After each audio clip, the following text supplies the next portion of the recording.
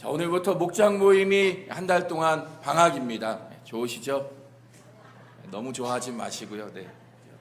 방학이어도 우리 목장 식구들 보고 싶으시면 언제든지 또 연락하시고 만나셔도 됩니다. 그렇죠? 방학이라고 만나면 절대 안 된다고 그러지 마시고 또 언제라도 보고 싶을 때마다 함께 모이시고 또 교제하시는 우리 목장 식구들 되었으면 합니다. 자, 오늘부터 우리가 왜 함께 모여서 예배하는가를 같이 함께 말씀을 나누고자 합니다. 그래서 오늘은 이제 모이는 공동체라는 제목을 시작으로 다음 주에는 말씀의 공동체, 또 그 다음에 찬양의 공동체, 기도의 공동체, 성례의 공동체, 환대의 공동체, 그리고 마지막으로 흩어지는 공동체, 이렇게 7번의 말씀을 함께 나누려고 합니다. 우리가 이것을 통해서 우리가 함께 모여 무엇을 예배하는지, 또 모여서 예배하는 그 유익이 무엇인가를 함께 다시 한번 생각해 볼 수 있는 시간이 되었으면 합니다. 자, 먼저 오늘은 모이는 공동체라는 제목으로 함께 말씀을 나누고자 합니다. 자, 우리는 매주 함께 모여서 예배합니다. 그냥 솔직한 마음으로 한 주 동안 바쁜 일상을 보내고 나면 주일 아침 일찍부터 일어나 교회 나오는 것이 쉽지만은 않습니다. 더 자고 싶고 눕고 싶고 하루만 쉬었으면 하는 마음이 사실 우리에게 있습니다. 그렇죠? 있으시죠? 없으신가요? 저만 그런가요? 저도 솔직히 주일은 힘들고 피곤하거든요. 주일은 목사인 저도 사실 너무나 힘들고 피곤한 날입니다.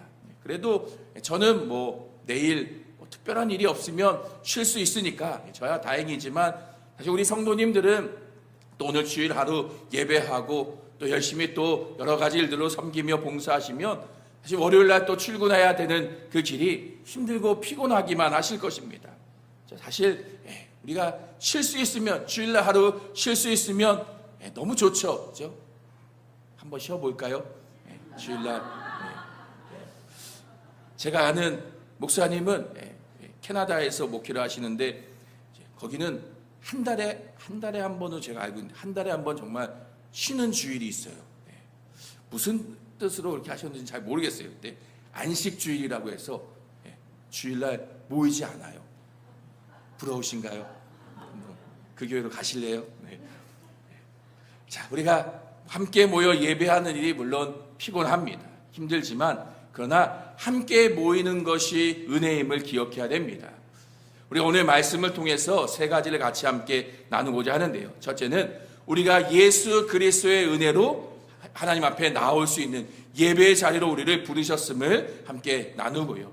또 하나님께서는 우리를 함께 예배하도록 부르셨음을 이야기하고자 합니다. 그리고 마지막으로 우리가 함께 예배함을 통해서 우리의 믿음의 소망을 지키며 우리 하나님은 그 은혜가 되게 하셨음을 함께 나눠보고자 합니다. 자, 먼저 하나님께서는 예수 그리스도의 은혜로 우리를 예배자로 부르셨습니다. 우리가 성경의 구약의 시대를 보면요, 누구도 하나님이 계시다고 하는 그 지성소 가운데 함부로 들어갈 수 없었습니다. 그러니까 하나님 앞에 누구라도 함부로 나아갈 수가 없던 게 구약의 시대입니다. 1년에 한 번 오직 대제사장만이 정결 예식을 마친 후에야 들어갈 수 있던 것이 지성소, 하나님이 계시다는 하나님 앞에 나아가는 일이었습니다. 그만큼 구약의 시대는요, 하나님 앞에 나가는 일이 두려운 일이었고 어려운 일이었다라는 것이죠. 자, 그런데 지금 우리는 어떻습니까? 하나님 앞에 나온다는 이 예배의 자리, 이곳에 우리는 매주 나아옵니다. 또 매주 나온 데 있어서 우리에게 어떤 자격이나 조건이 필요하지도 않습니다. 자격이 있어서 어떤 조건 때문에 교회에 나오는 게 아니죠. 한 주 동안 말씀을 잘 지켜 행한 사람만 예배드리러 올 수 있는 게 아니죠. 믿음대로 신앙을 가지고 경건하게 살고 선하게 산 사람만 예배 자리에 나올 수 있는 것도 아닙니다. 한 주 동안 어떻게 살았든 상관없이 오늘 아침에 죄를 지었어도 내 믿음이 연약하고 무너져 있어도 모두가 똑같이 하나님 앞에 나와 우리는 예배할 수 있습니다. 어떻게 이 일이 가능합니까? 바로 예수 그리스도 때문입니다. 오늘 본문은요, 이렇게 말하는데요. 우리 19절과 20절 다시 한번 읽어보겠습니다. 그러므로 우리가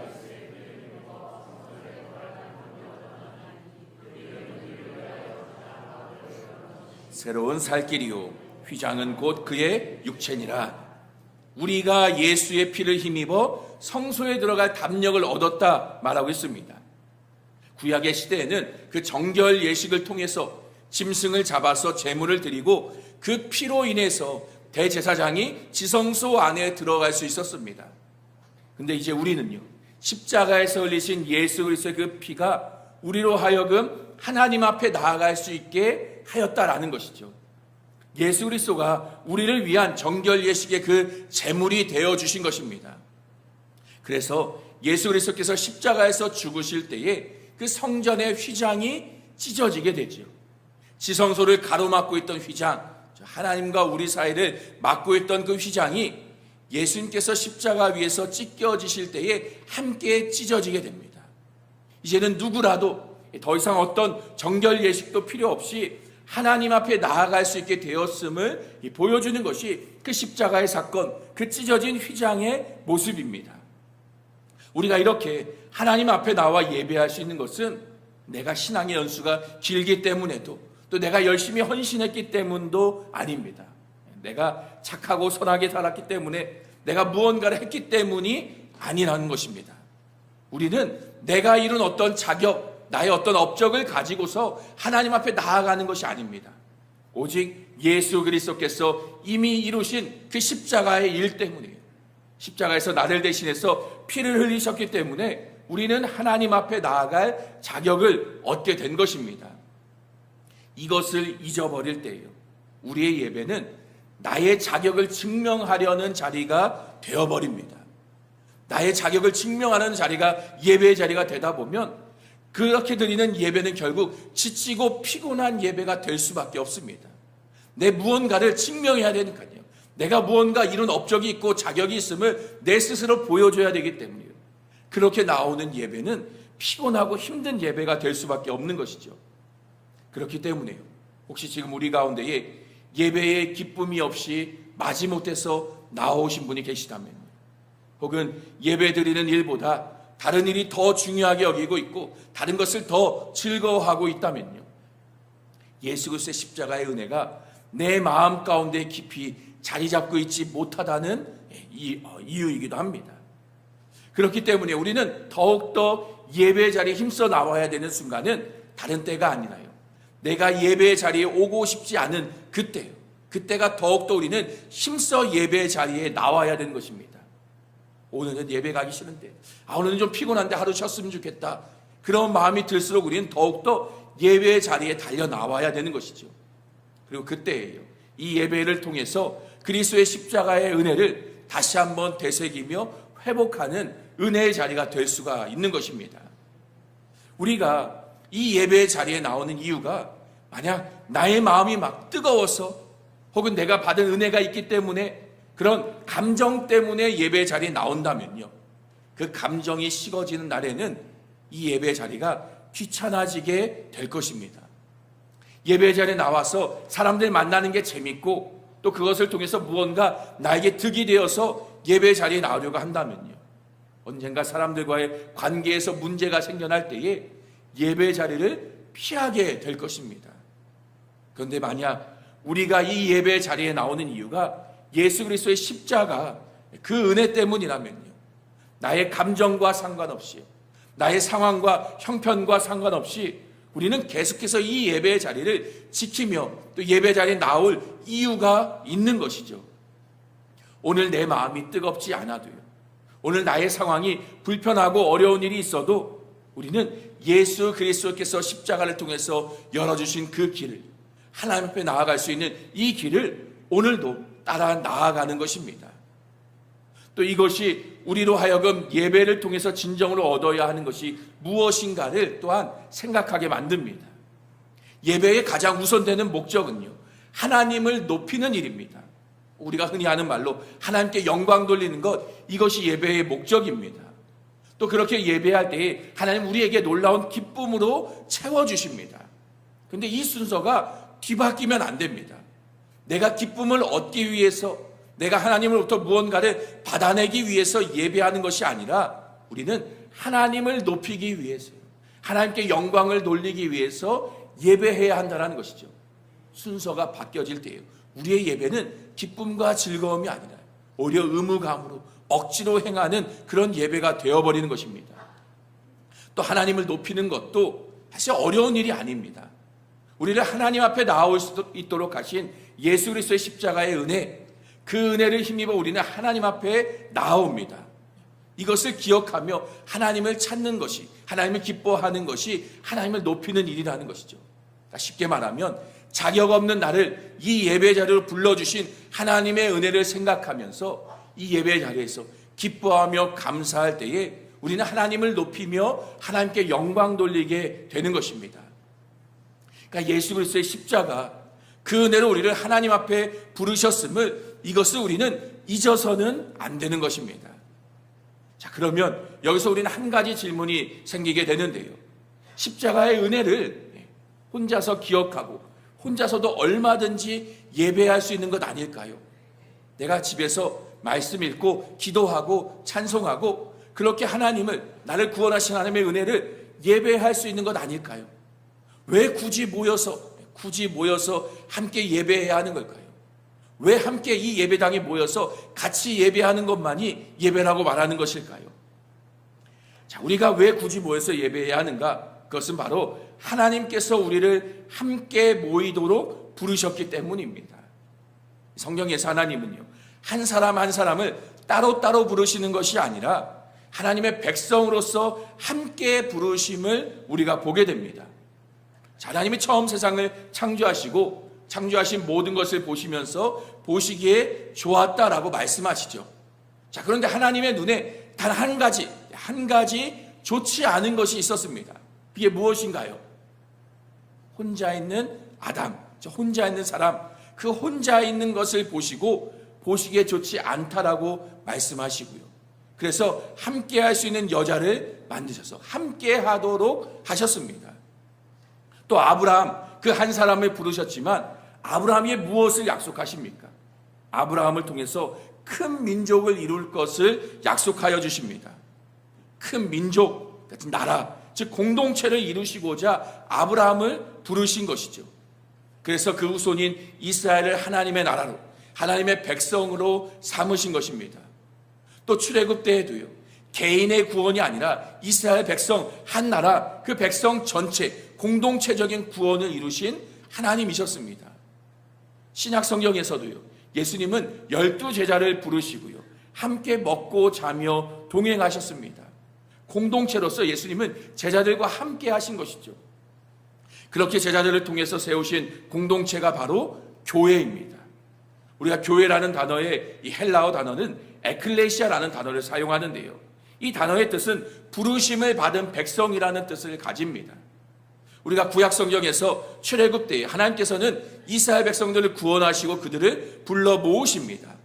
그리고 백성들은 하나님의 부르심 앞에서 하나님의 말씀을 듣기 위해 하나님 앞에 모두가 다 모여드는데요, 그 모인 모습, 그 하나님 앞에 부르심을 받아 모인 백성들을 가리켜서 구약 성경에서는 히브리어 단어로 카할이라는 단어를 사용합니다. 이 카할이라는 단어를 신약의 헬라어로 번역한 게 에클레시아라는 것이죠. 하나님의 부르심 앞에 모인 그 하나님의 백성들, 이스라엘 백성, 그 공동체가 바로 교회인 것입니다. 하나님은요, 이렇게 우리를 공동체적으로 부르셨습니다. 그래서 이 사도행전 말씀에 보면요, 그 초대교회의 모습이 어떠한가? 사도행전 2장에 보면 초대교회의 모습을 이렇게 묘사하는데요, 우리 같이 한번 읽겠습니다. 믿는 사람이 모든 물건을 서로 통용하고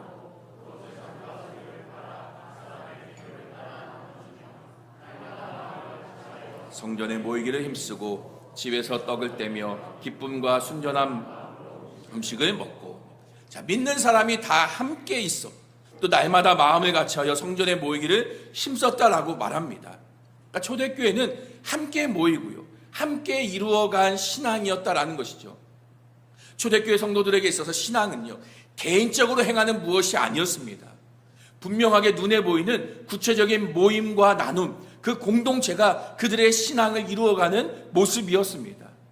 같이 모여서 식사를 함께 하고요, 서로 말씀을 나누고 교제하고 또 그 가운데 필요한 것들을 서로 채워주는 그런 교제, 그런 공동체를 이룬 모습, 이것이 초대교회의 모습이었던 것이죠. 하나님은요, 우리를 각자 개인으로서 천국에 들어가게 하시는 것이 아니라요, 거룩한 공동체로서 이 공동체에 속한 지체가 되어서 우리를 구원하십니다. 혼자 걸어가는 천국이 아니라 함께 손잡고 가는 천국이라는 것이죠.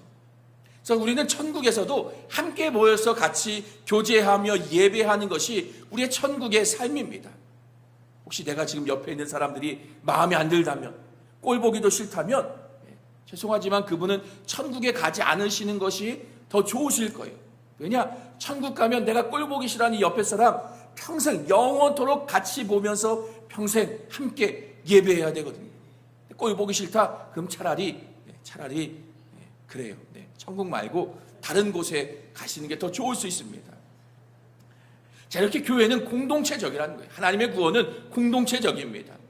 그래서 바울은요, 고린도전서 말씀에 교회를 몸에 비유합니다. 우리 고린도전서 말씀 같이 한번 읽겠습니다. 너희는 그리스도의 몸이요 각 부분이라. 그리스도의 몸, 그 몸의 지체다 바울은 말합니다. 교회와 성도된 우리는 한 몸으로 붙어있는 지체라는 것이죠. 몸의 신체 부위가 각각으로 분리되어서 살아갈 수 있나요? 손가락 따로, 손 따로, 팔 따로, 다리 따로, 몸통 따로 몸이 분리되어서는 살 수 없습니다. 몸은 붙어 있어야 되고요, 붙어 있어야 살아있는 것이고 그 기능을 할 수 있습니다. 몸에서 손 하나 떨어져 나가게 되면요, 그 손은 그 즉시로 아무것도 할 수 없는 죽은 것이 되어버리죠. 그처럼 성도도요, 공동체된 교회를 떠나서는요, 이 공동체를 떠나서는 결코 온전한 그리스도인이 될 수가 없는 것입니다. 함께할 때에 온전한, 우리는 살아있는 그리스도인 참된 성도의 모습을 이룰 수가 있는 것이죠. 그래서 우리의 신앙은 철저히 개인적입니다. 잘 들으셔야 됩니다. 철저히 우리의 신앙은 개인적입니다. 누구도 나를 대신해서 내 신앙을 대신할 수 없어요. 대신 믿어줄 수 없습니다. 부모의 신앙이 좋더라고 내가 구원받게 되는 것이 아니고요, 배우자의 믿음이 좋다고 내가 나의 믿음을 대신할 수 없습니다. 신앙은 철저하게 개인적, 하나님과 나와의 1대1의 관계입니다. 그러나 신앙은 동시에 결코 개인주의적이지 않습니다. 나 혼자서 완전하게 되어지는 신앙은 결코 성경에서 어디에도 없습니다. 신앙은 하나님과 나의 1대1의 관계, 개인적인 문제이지만 개인주의적이지 않습니다. 함께 공동체적인 것이 우리의 신앙이라는 것입니다. 그래서 우리의 신앙은요, 개인적이지만 홀로 고립되지 않고요, 공동체적이지만 결코 모두가 똑같이 획일적이지 않은 것입니다. 이것을 바울은 그리스도의 몸된 지체로서 각 몸의 지체다라고 말하는 것이죠. 이것이 성경이 말하는 우리의 신앙의 모습이고 교회의 모습입니다. 미국의 토니 메리다라는 목사님은요, 우리의 예배에 대해서 이렇게 말합니다. 제가 한번 읽어드리겠습니다. 하나님의 백성이 공동체로 모여 예배하는 것, 그것이 우리가 존재하는 목적이다. 공동체로 모여서 예배하는 것이 우리의 존재의 목적이다 라고 말합니다. 이 시대는 점점 더 혼자 있는 것을 좋아합니다. 신앙생활도요, 혼자서 성경 읽고 기도하고 그렇게 열심히 믿으면 된다라고 생각하는 사람들이 참 이 시대에는 많이 있습니다. 교회에 오더라도요, 그저 앉아서 예배만 드리면 다 된다 그렇게 생각하는 이들도 참 많이 있습니다. 그러나 그렇지 않습니다. 예배는 함께 모여서 드리는 것입니다. 또 우리의 신앙생활은 함께 하는 것입니다. 하나님은요, 우리를 함께 하도록 부르셨고요, 우리는 함께 하나 되어서 하나님 앞에 나아가는 것입니다. 만약 홀로 신앙생활하고 있는 사람들이 있다면요, 그 모습을 보시는 하나님께서는 마치 혼자 있는 아담을 보는 것처럼요, 보시기에 좋지 않다 말씀하실 것입니다. 자, 마지막으로 이렇게 우리가 함께함을 통해서요, 하나님께서는 우리의 믿음의 소망을 지키며 은혜를 누리는 공동체가 되게 하셨습니다. 그래서 모이는 것이, 함께하는 것이 우리에게 유익인 것이죠. 자, 우리 23절 말씀 다시 한번 같이 읽겠습니다. 또 약속하신 이는 우리가 믿는 도리의 소망을 움직이지 말며 굳게 잡고, 우리가 믿는 도리의 소망을 움직이지 말며 굳게 잡으라 말합니다. 지금 여기서 말하는 소망은 예수님이 다시 오셔서 이 모든 것을 바로잡으실 주님이 오셔서 이 땅의 모든 죄와 악을 멸하시고 하나님 나라로 세우실 그 소망을 의미합니다. 사실 지금 이 땅에 살아가는 우리는요, 저마다 문제와 어려움을 가지고 살아갑니다. 어떤 사람은 가정의 문제로 인해서 괴로워하기도 하고요. 또 어떤 이는 건강 때문에 힘든 하루하루를 보내기도 합니다. 또 직장의 문제, 경제적인 문제, 또 각자 가진 문제들을 가지고 날마다 씨름하며 또 하루하루를 버티며 사는 게 우리의 인생이며 우리의 삶입니다. 우리가 예수님을 믿고 또 주님 다시 오실 것을 믿음으로 살아가지만 사실 우리의 삶에서 만나는 그런 고난과 문제들 앞에서요, 우리의 믿음은 흔들릴 수밖에 없습니다. 자꾸만 우리가 가진 이 믿음과 그 소망에 대한 확신이 문제 앞에서, 그 고난 앞에서, 우리의 삶의 현실 앞에서 때로는 흐려지기도 하는 것이죠. 그래서 우리에게는요, 이 믿음의 소망을 함께 붙들어줄 동료가, 그 믿음의 동역자들이 필요한 것입니다. 그 소망을 함께 가진 자들이 함께 모여서 예배할 때예요. 옆에 있는 지체들의 그 찬양의 소리를 들으면서, 또 누군가 하는 그 기도의 소리를 들으면서요, 또 말씀 가운데 함께 은혜를 확인함을 통해서요, 우리 안에는 다시 그 믿음의 소망이 채워지게 되는 것이죠. 내가 가진 이 믿음, 이 소망이 결코 헛된 것이 아님을, 이것이 분명한 사실이고 함께 이 소망을 가지고 인내하며 기다리는 자들이 있음을 확인하게 되고요, 그로 인한 힘을 얻고 위로를 얻게 되는 것입니다. 그렇게 하나님께서는요, 우리에게 은혜의 통로로 함께 예배함을 통해서 서로를 통해 은혜를 얻도록 하셨다라는 것입니다. 하나님은요, 우리에게 직접 찾아오셔서 만나시고 또 말씀하시고 은혜를 주시기도 하지만요, 옆에 있는 사람들을 통해서, 그 사람의 모습을 통해, 또 함께 부르는 찬송과 예배를 통해, 또 함께 교제하는 시간을 통해서 우리에게 말씀하시며 은혜를 베푸시기도 합니다. 하나님은요, 대부분 사람을 통해서 우리에게 은혜를 베푸시는 분이십니다. 그래서 오늘 본문의 말씀은 뭐라고 말합니까? 24절과 25절 다시 한번 읽겠습니다. 서로 돌아보아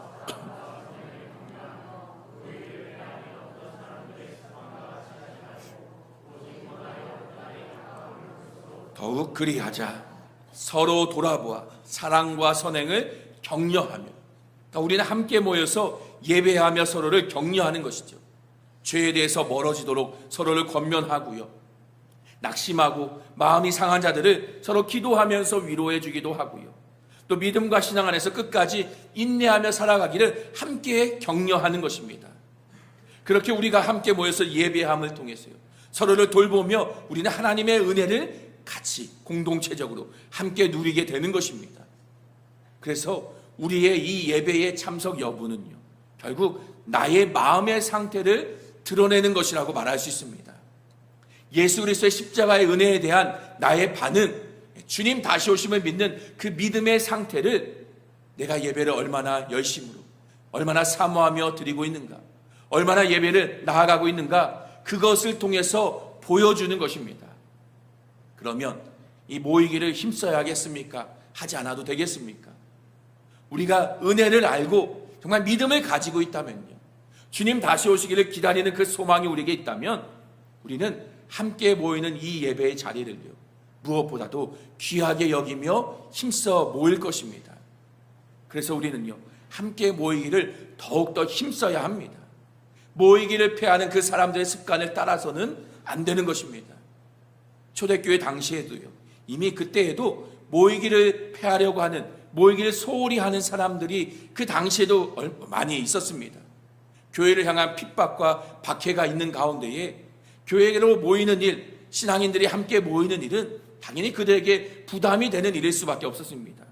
괜히 모였다가 붙잡혀서 핍박을 당하고 박해를 당할까 걱정과 근심이 그때 초대교회 성도들 가운데도 있었던 것이죠. 그런 상황 속에서 뭐하러 모이냐, 각자 개인의 자리에서 혼자서 숨어서 신앙생활하고 믿음을 지키면 된다, 그렇게 혼자 신앙생활하는 사람들이 초대교회 안에도 있었습니다. 그러나 성경은요, 오히려 어려운 시대일수록이요, 마지막 때가 가까이 올수록 우리가 더욱더 서로를 붙들고 함께 모여야 된다고 말합니다. 왜냐? 그것이 우리가 소망 안에서 인내할 수 있는 방법이기 때문입니다. 우리가 공동체 안에서요, 함께 짐을 나누고 서로를 위로하고 격려할 때에 우리는 이 힘들고 어려운 현실의 상황 속에서도요, 그 믿음을 지켜나가며 인내할 수 있는 힘을 얻게 되는 것입니다. 자, 오늘 이 말씀을 우리 가운데 적용해 보고자 합니다. 자, 첫 번째로 혹시 지금 이 시간 온라인으로 예배를 드리고 계신 분이 있을지도 모릅니다.